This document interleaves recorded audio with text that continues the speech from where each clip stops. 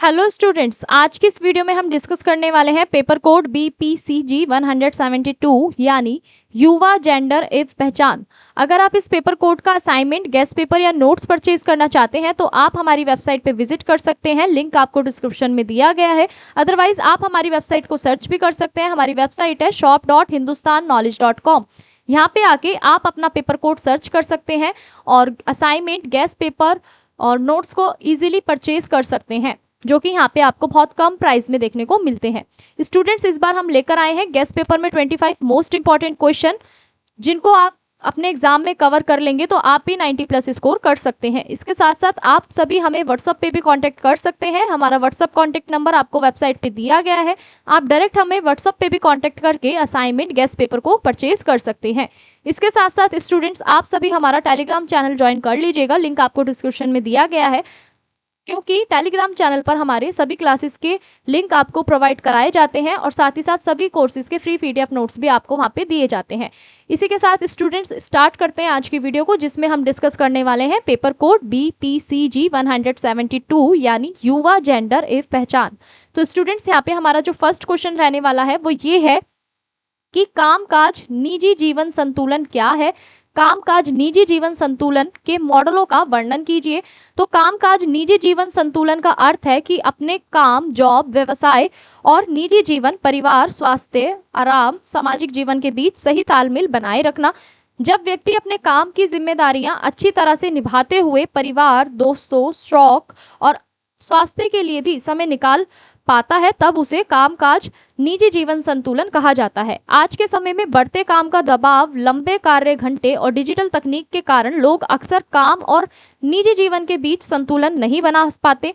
इसका असर मानसिक तनाव, थकान और पारिवारिक समस्या के रूप में दिखाई देता है। इसलिए संतुलन बनाए रखना बहुत ज़्यादा यहाँ पे ज़रूरी होता है। तो स्टूडेंट्स, अगर हम बात करें कामकाज निजी जीवन की, तो यहाँ पे क्या है कि अपने काम के साथ साथ आपको अपने निजी जीवन के बीच में भी सही तालमेल बना के रखना होता है, बैलेंस मेंटेन करके रखना होता है। ये नहीं कि आप अपने काम के अंदर ही आपका सारा ध्यान है और आप अपने ना स्वास्थ्य पे ध्यान दे पा रहे हैं, ना ही आराम पे दे पा रहे हैं। तो यहाँ पे कामकाज निजी जीवन संतुलन का मीनिंग यही है कि अपने काम पर भी और निजी जीवन पे भी सही तरीके से तालमेल बनाए रखना ही आपका कामकाज निजी जीवन संतुलन कहलाता है। ठीक है। तो आज के समय में क्या हो रहा है कि बढ़ते काम के दबाव के चलते, लंबे आवर्स, घंटे के चलते क्या होता है कि आपका ना वर्किंग आवर्स के लिए, मतलब लंबे कार्य घंटे जो आपके होते हैं, उनके कारण क्या होता है कि कई लोग ना मानसिक तनाव से ग्रस्त हो जाते हैं। ठीक है, थकान महसूस करते हैं और पारिवारिक समस्या भी उन्हें देखने को मिलती है। तो इसीलिए संतुलन बनाए रखना बहुत ज़्यादा ज़रूरी होता है। अब हम जानते हैं कामकाज निजी जीवन संतुलन के विभिन्न मॉडल। तो सबसे पहला मॉडल हमारा कौन सा है यहाँ पे, वो ये है कि विभाजन मॉडल। विभाजन मॉडल की बात करें तो इस मॉडल के अनुसार काम और निजी जीवन पूरी तरह अलग अलग होते हैं। व्यक्ति ऑफिस का काम घर पर नहीं लाता और घर की समस्याएं ऑफिस में नहीं ले जा पाता। तो उदाहरण से समझें तो एक कर्मचारी ऑफिस समय के बाद फोन या ईमेल का जवाब नहीं देता और परिवार के साथ समय बिताता है। ये मॉडल उन लोगों के लिए अच्छा है जो दोनों क्षेत्रों को अलग रखना चाहते हैं। यानी विभाजन मॉडल हमें क्या बता रहा है कि हमें काम को और अपने निजी जीवन को पूरी तरह से अलग अलग रखना चाहिए। व्यक्ति जब ऑफिस का काम घर पे नहीं ला सकता, ठीक उसी प्रकार से घर की समस्या भी वो ऑफिस में नहीं ले जा सकता। तो जैसे कोई कर्मचारी अगर ऑफिस के समय के बाद कोई भी फोन या ईमेल्स का रिप्लाई वो नहीं देता है, अपने परिवार के साथ समय बिताता है, तो ये मॉडल क्या कहता है कि उन लोगों के लिए अच्छा है जो दोनों क्षेत्रों को अलग अलग रखना चाहते हैं। यानी अपने कार्य को भी और अपने परिवार को भी जो अलग अलग रखना चाहते हैं, ये मॉडल उनके लिए बेस्ट होता है। उसके बाद है आपका एकीकरण मॉडल। एकीकरण मॉडल क्या है कि इस मॉडल में ना काम और निजी जीवन को अलग नहीं रखा जाता, बल्कि दोनों को मिलकर चलाया जाता है। उदाहरण के लिए कि कोई व्यक्ति घर से काम करता है और बीच बीच में परिवार को भी समय देता है। आज के डिजिटल युग में ये मॉडल काफ़ी प्रचलित है, खास करके आपका वर्क फ्रॉम होम। ठीक है, जैसा आप सभी को पता है आजकल के टाइम में जो वर्क फ्रॉम होम जो है वो आपका एकीकरण मॉडल का एक अच्छा उदाहरण है। उसके बाद है मुआवजा मॉडल। मुआवजा मॉडल की अगर हम बात करें तो इस मॉडल के अनुसार यदि व्यक्ति एक क्षेत्र में संतुष्ट नहीं है तो वह दूसरे क्षेत्र में संतुष्टि प्राप्त कर सकता है। उदाहरण के लिए अगर किसी व्यक्ति को काम में खुशी नहीं मिलती तो वह अपने शौक या परिवार के साथ समय बिताकर खुशी महसूस कर सकता है। ये मॉडल मानसिक संतुलन बनाए रखने में भी आपकी मदद करता है। ठीक है, उसके बाद हम बात करते हैं आपकी संघर्ष मॉडल की। संघर्ष मॉडल की बात करें तो इस मॉडल के अनुसार क्या होता है कि काम और निजी जीवन एक दूसरे से टकराते हैं। ठीक है, एक क्षेत्र की जिम्मेदारियां दूसरे क्षेत्र को प्रभावित करती है। उदाहरण के लिए अधिक काम के कारण व्यक्ति परिवार को समय नहीं दे पाता, जिससे तनाव पैदा होता है। और ये मॉडल बताता है कि संतुलन ना होने पर समस्याएं उत्पन्न होती हैं।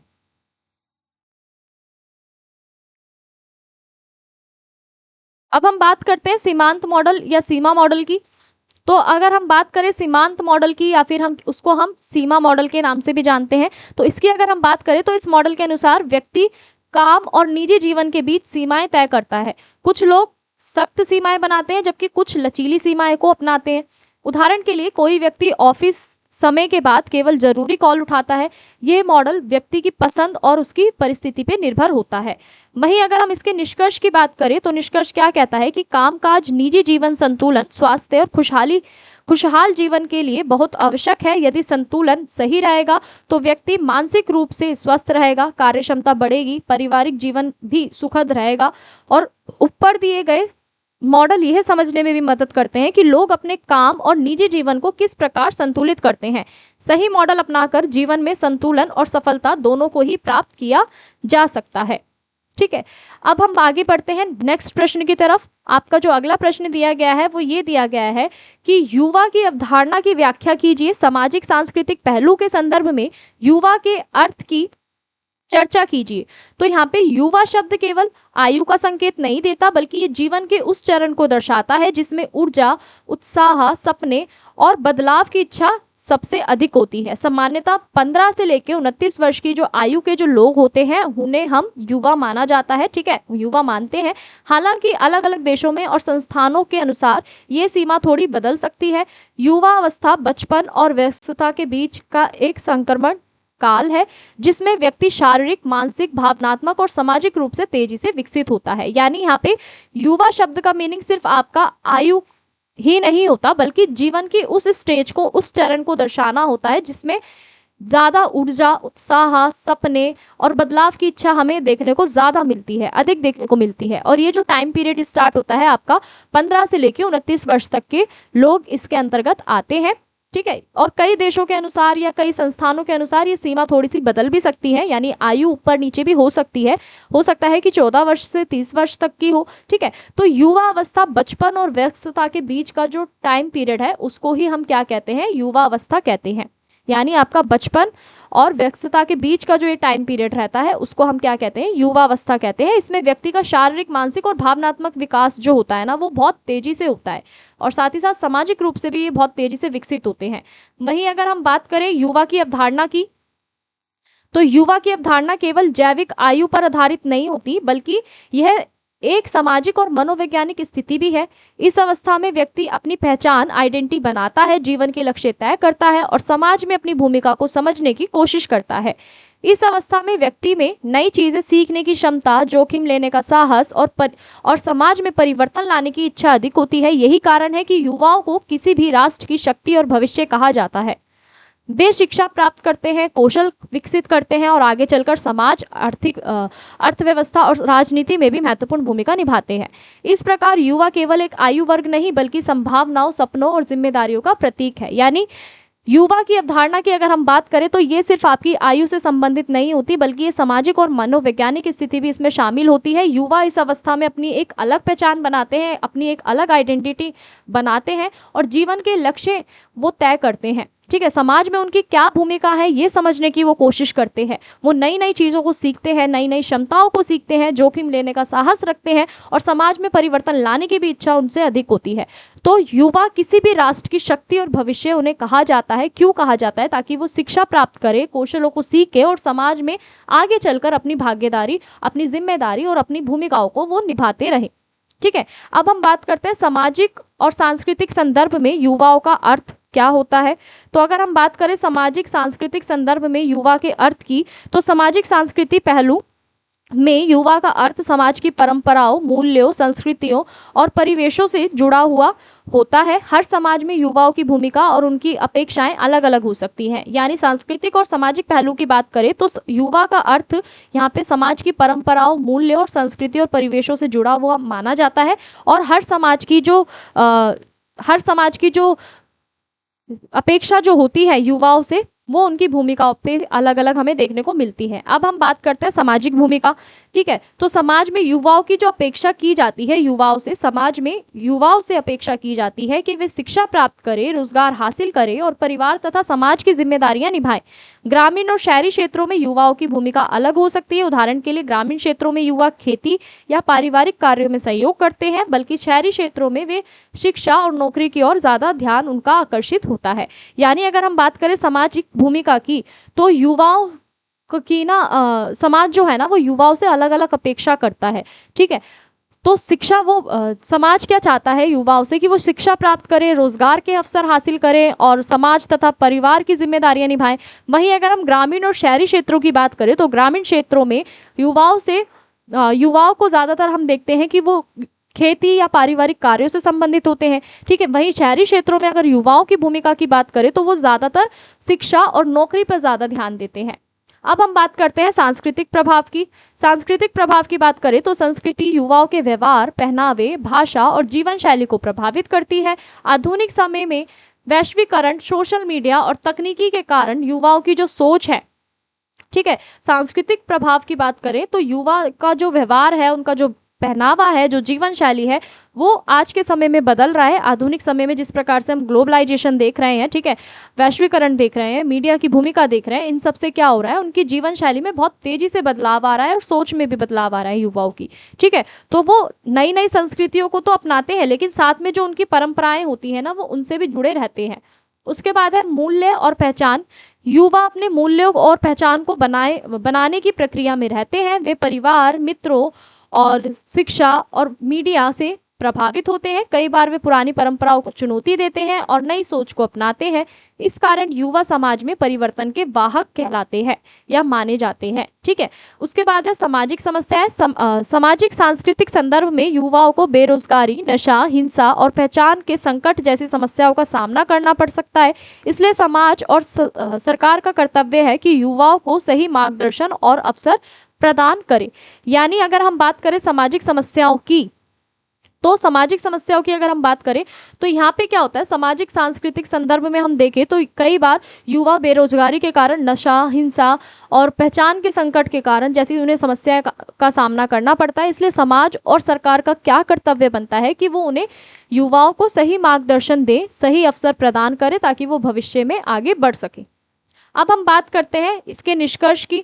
इसका निष्कर्ष क्या कहता है इस प्रश्न का, कि अंततः युवा की अवधारणा बहुआयामी है। ये केवल आयु का नहीं बल्कि ऊर्जा, विकास और सामाजिक भूमिका का प्रतीक है। सामाजिक सांस्कृतिक दृष्टि से युवा समाज के मूल्यों और परिवर्तनों के बीच संतुलन बनाते हैं। वे परंपरा और आधुनिकता को जोड़ने वाली कड़ी है।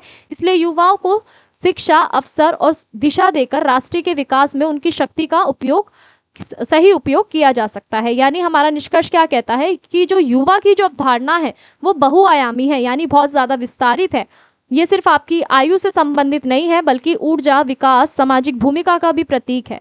ठीक है, तो वहीं अगर हम बात करें युवाओं की, तो युवाओं को अगर सही शिक्षा दी जाए, सही अवसर दिए जाए, सही दिशा निर्देश दिए जाए, तो वो राष्ट्र के विकास में अपना सहयोग सही ढंग से कर पाएंगे। ठीक है, अब हम आगे बढ़ते हैं। नेक्स्ट प्रश्न जो है आपका वो ये है कि युवाओं के पहचान को प्रभावित करने वाले शैक्षिक संस्थानों की विशेषताओं का वर्णन कीजिए। तो अगर हम बात करें युवाओं की पहचान को प्रभावित करने वाले शैक्षिक संस्थानों की विशेषताओं की, तो युवा अवस्था जीवन का वह समय है जब व्यक्ति अपनी पहचान बनाता है। वह ये समझने की कोशिश करता है कि वह कौन है, क्या बनना चाहता है, समाज में उसकी क्या भूमिका है। इस प्रक्रिया में शैक्षिक संस्थान जैसे विद्यालय, कॉलेज और विश्वविद्यालय महत्वपूर्ण भूमिका निभाते हैं। इन संस्थानों की कुछ विशेषताएं युवाओं के पहचान विकास को गहराई से प्रभावित करती है। यानी युवा अवस्था हमारी क्या है, जैसा हम सभी अभी जान चुके हैं, युवा अवस्था में क्या होता है कि व्यक्ति अपनी पहचान बनाता है, वो समझने की कोशिश करता है कि वह कौन है, वो क्या बनना चाहता है, समाज में उसकी क्या भूमिका है। और इस प्रक्रिया में ना आपके जितने भी शैक्षिक संस्थान होते हैं ना, चाहे वो आपके स्कूल्स हो, कॉलेजेस हो, ठीक है, यूनिवर्सिटीज़ हो, ये बहुत महत्वपूर्ण भूमिका निभाते हैं। और इन संस्थानों की कुछ विशेषताएं भी है जो युवाओं को पहचान उनकी विकसित करने में मदद करती हैं। तो पहले अगर हम विशेषता की बात करें तो सकारात्मक और सहयोगी वातावरण। तो शैक्षिक संस्थान का वातावरण यदि सुरक्षित होगा, सम्मानजनक होगा, तो विद्यार्थी अपने विचार खुलकर व्यक्त कर पाएंगे। ऐसा वातावरण आत्मविश्वास बढ़ाता है, युवाओं को अपनी रुचियों और क्षमताओं को पहचानने में मदद करता है। यदि वातावरण डर या भेदभाव से भरा हो तो पहचान विकास प्रभावित हो सकता है। यानी सकारात्मक और सहयोगी वातावरण की बात करें तो जैसे हमारे जितने भी शैक्षिक संस्थान हैं, वहाँ पे अगर वातावरण अच्छा है, विद्यार्थियों के अनुरूप है, सुरक्षित है, सम्मान मिल रहा है, वहाँ पे अगर विद्यार्थियों को सहयोग मिल रहा है, तो इससे क्या हो रहा है कि विद्यार्थी अपने विचारों को खुलकर साझा कर रहे हैं, खुलकर व्यक्त कर रहे हैं। वहीं अगर ये वातावरण डर से भरा हुआ है, भेदभाव से भरा हुआ है, तो यहाँ पे जितने भी स्टूडेंट्स होंगे वो पूरी तरीके से आत्मविश्वासी नहीं बन पाएंगे, कॉन्फिडेंट नहीं बन पाएंगे, और उनका जो इंटरेस्ट है वो भी वो पहचान नहीं पाएंगे कि किन क्षमताओं में उनका इंटरेस्ट है। ठीक है, अब हम बात करते हैं शिक्षक छात्र संबंध। तो शैक्षिक संस्थानों के अंदर शिक्षक और छात्र संबंध की अगर हम बात करें तो शिक्षकों का व्यवहार जो है, शिक्षकों का व्यवहार युवाओं के जीवन में बहुत प्रभाव डालता है। ठीक है, जब शिक्षक मार्गदर्शक, प्रेरक और समझदार होते हैं तो विद्यार्थी स्वयं को मूल्यवान महसूस करते हैं। अच्छे शिक्षक विद्यार्थियों की प्रतिभा को पहचानते हैं, उन्हें आगे बढ़ने के लिए प्रोत्साहित करते हैं। इससे युवा अपनी क्षमताओं को समझकर अपनी पहचान मजबूत बनाते हैं। ठीक है, यानी अगर शिक्षक क्या करते हैं, जो जितने भी आपके युवा होते हैं उनको एक मार्गदर्शक देते हैं, प्रेरक साबित होते हैं, समझदार होते हैं। ठीक है, तो इससे क्या होता है, विद्यार्थी स्वयं को मूल्यवान महसूस करता है और अपनी क्षमताओं को समझ के अपनी पहचान मजबूत बनाने में भी वो सहायक होते हैं।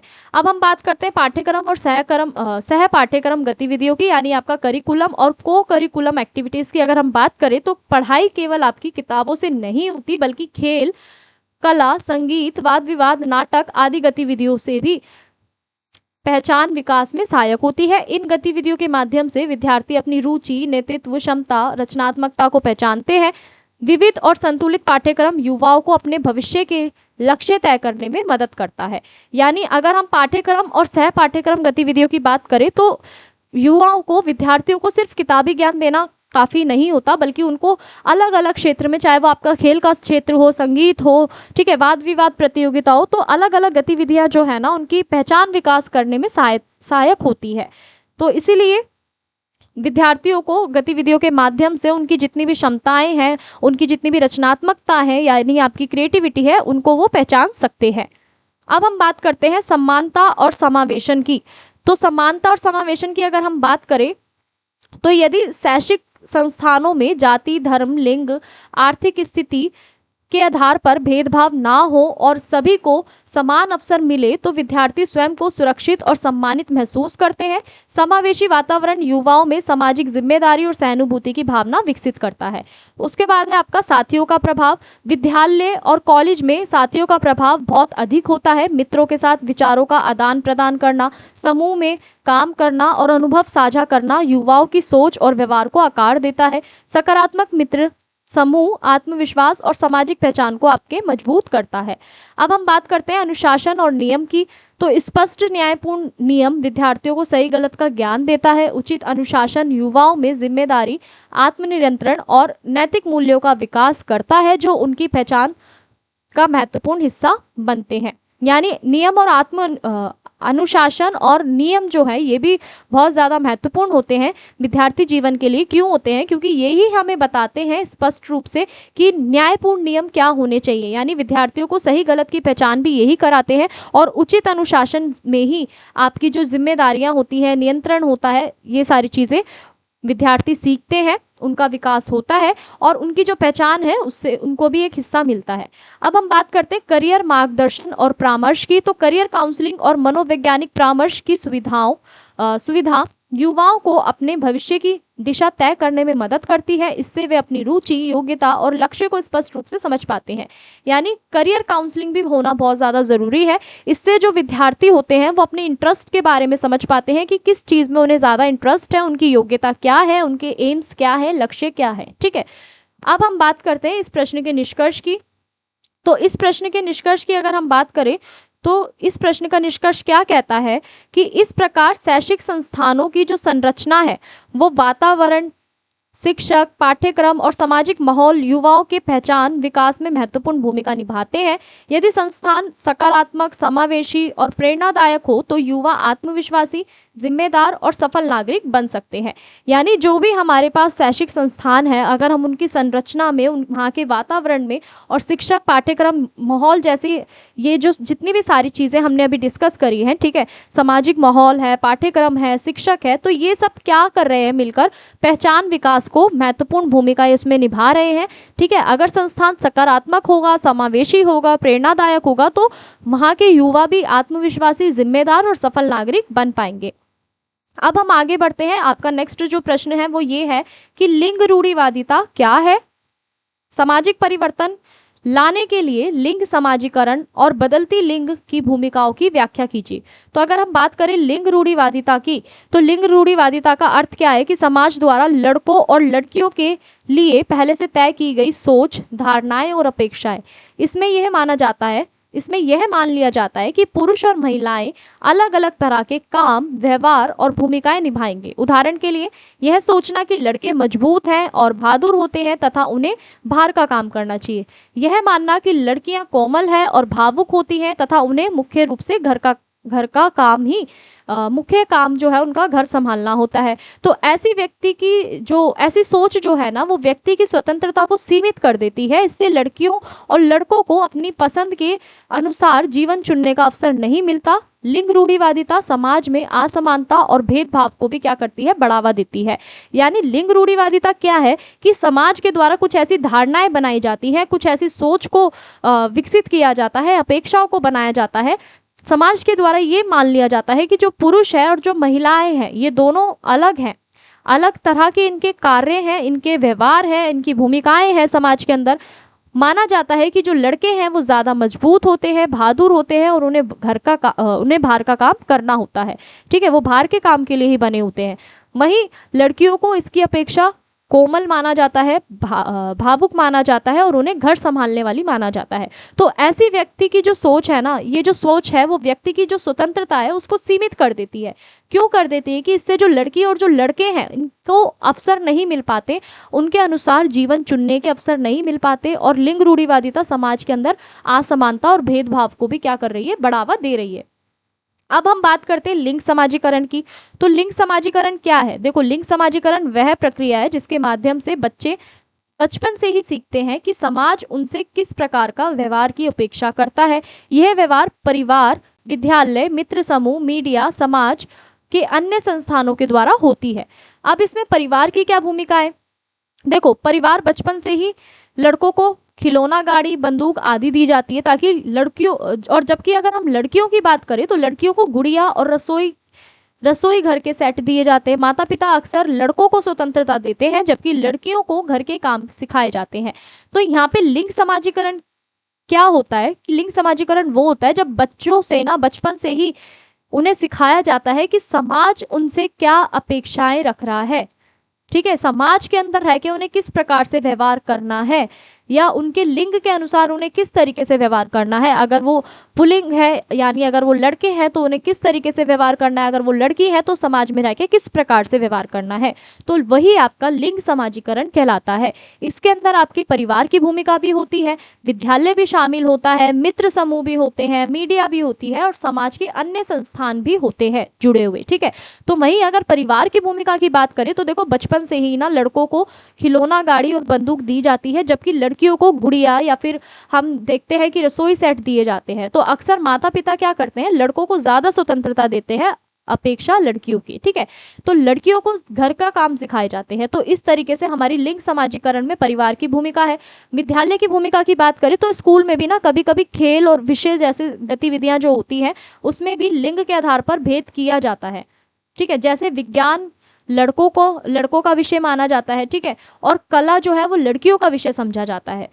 तो इस तरीके से हमें विद्यालय के अंदर भी लिंग समाजीकरण देखने को मिलता है। वहीं मीडिया की भूमिका की बात करें तो मीडिया की भूमिका के अंदर भी हमें लिंग समाजीकरण देखने को मिलता है। जैसे आपने देखा होगा, टीवी, फिल्में, विज्ञापन, जितनी भी आपकी परंपराएं हैं, इसको हम कैसे मान सकते हैं? देखिए, जितने भी आपके जो भी कार से रिलेटेड एड्स आती हैं, ठीक है, जो भी आपके ऑफिस कार्य से संबंधित एड्स आती हैं, वो ज़्यादातर उसमें आपको लड़कों को देखने को मिलता है। ठीक है, तो इस प्रकार से जो मीडिया जो होती है ना, इस प्रकार से जो मीडिया के अंदर जो लड़कों की जो भूमिका होती है वो हमें देखने को मिलती है। वहीं अगर हम सुंदरता की बात करें या किसी ब्यूटी प्रोडक्ट की ऐड की बात करें तो वहाँ पे लड़कियों को दिखाया जाता है। तो इस तरीके से जो आपकी एड्स होती हैं, फिल्में होती हैं, ठीक है, टीवी के अंदर जो आपकी जो सारी चीज़ें होती है, लिंग समाजीकरण जो होता है वो हमें देखने को मिलता है। मीडिया की भूमिका भी हमें इसके अंदर देखने को मिलती है, यानी जिससे बच्चों की सोच जो है ना वो प्रभावित होती है। तो इस प्रकार लिंग समाजीकरण बच्चों के मन में ये धारणा बनाता है कि कौन सा काम पुरुष का है और कौन सा महिला का है। ठीक है, तो इस तरीके से हमें लिंग समाजीकरण देखने को मिलता है समाज के अंदर। अब हम बात करते हैं बदलती लिंग भूमिकाओं की।